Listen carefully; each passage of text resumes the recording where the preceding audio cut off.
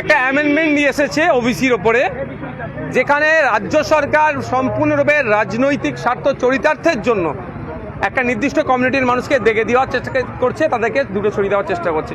এই বিলের বিরোধিতা করেছি। সংসদীয় রীতিনীতি অনুযায়ী ভোটাভুটির একটা অপশান থাকে। আমি ওখানে ডিভিশন চেয়েছি, ভোটাভুটি চেয়েছি। সেই ভোটাভুটিতে আমরা দেখলাম অদ্ভুতভাবে তৃণমূলের একটা অংশ ভোটাভুটিতে অংশগ্রহণ না করে তারা ওয়াকআউট করলেন।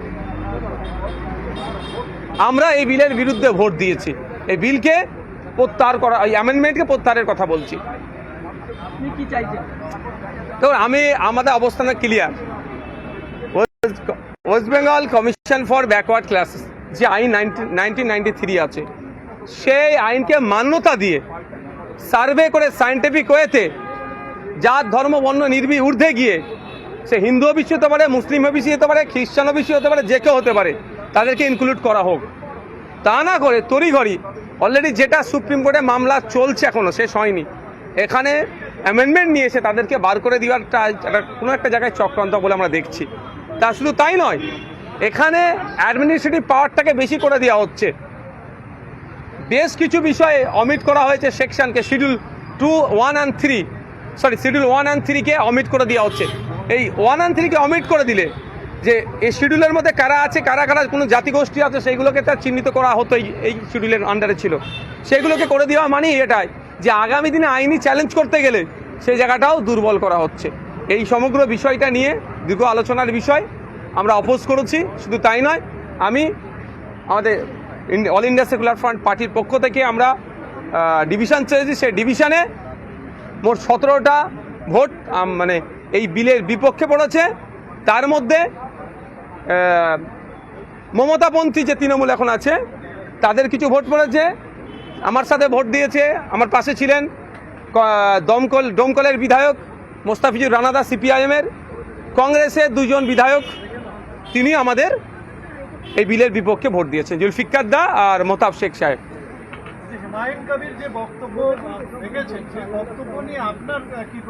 অনেক আগে আমি এই ধরনের বক্তব্যের বিরোধিতা করেছি। আমি কোনোদিন অফেন্সিভ বক্তব্য দিইনি, আর কোনো বক্তব্যকে আমি প্রমোটও করিনি বা তাকে সমর্থনও জানাইনি।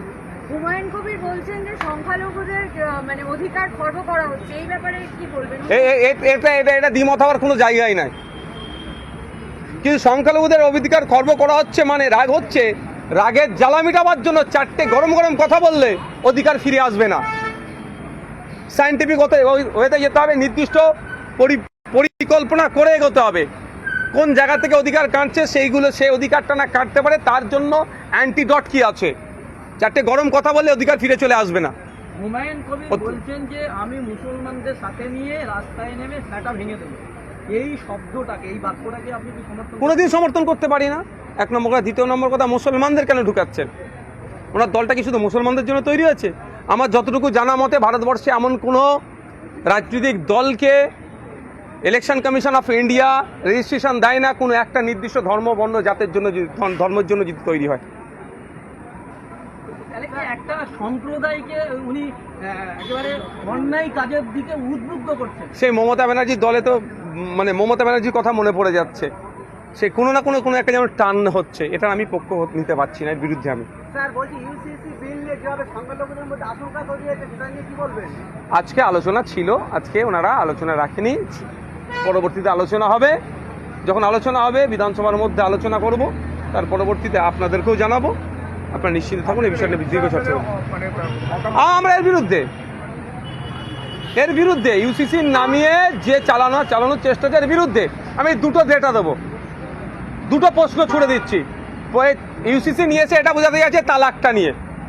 অলরেডি 2017 সালে সুপ্রিম কোর্ট ইনস্ট্যান্ট 3 তালাককে ব্যান করেছে, আবার ইউসিসির প্রয়োজন কি? তারপরও বলছি, ভারত সরকারের কাছে এমন কোনো সরকারি তথ্য আছে দেখাতে পারবে তালাকের ওপরে? থাকলে দিতে বলুন। আর দ্বিতীয় কথা হচ্ছে বহু বিবাহ। এক কথা যেন সব পাখি পাঁচ খায় আর মাছ খায়, মাছরাঙার দোষ হয়। ডেটা দেখুন, ধর্মীয়গত অবস্থান দিকে আর সামাজিক অবস্থান দিকে মুসলমানরা একা যদি থাকে আমাকে বলবেন। ডেটা দিয়ে কথা বলতে হবে, ডিটেলসটা হবে যখন ইউসিসি বিল আসবে, চর্চা যখন হবে তখন বলবো। মুখ থুবড়ে পড়বে, যে কটা অভিযোগ আনছে সে কটা অভিযোগ করবো। 3 নম্বর কথাটা বলি, যে বলা হচ্ছে মুসলিম মহিলাদেরকে নাকি, মুসলিম পার্টিকুলার নয়, মহিলাদেরকে নাকি করা হবে, সম্পত্তি সমান ভাগ দেওয়া হবে। আমি একটু বলে দিই, মুসলিম মহিলা 4 টাইমস বেনিফিট পায় সম্পত্তি থেকে, as daughter, as wife, as mother, as sister. 4 times মুসলিম ধর্মীয় রীতি অনুযায়ী তারা বেনিফিট পেতে পারে। আবার তার বরঞ্চ যদি মুসলিম মহিলাদেরকে এরা স্বাবলম্বী করতে চায়, তাহলে প্রশ্ন আমি করছি, এবারের অর্থবর্ষে ক্লাস হাই মাদ্রাসার ক্লাস 9 থেকে 12-এর যে মুসলিম পরিবারের গরিব মহিলারা ইন্টেন্সিভ হিসাবে যে টাকাটা পেত, সেই ফান্ড কেন জিরো করলো? এটা তো সরকারকে উত্তর দিতে হবে। সুতরাং আলোচনা আছে, আলোচনা হাউসের মধ্যে হবে, যখন বিলটা আসবে আপনারা লাইভ দেখতে পাবেন, পরবর্তী প্রশ্ন থাকলে করবেন। গুন্ডা দমন বিল নিয়ে আপনার কি মতামত? টাডা আর যে ধরনের গুলো আছে, যেগুলো ছিল, যে কাজে ব্যবহার হচ্ছে এটাই সে কাজে ব্যবহার, বড় অপোজ করবো।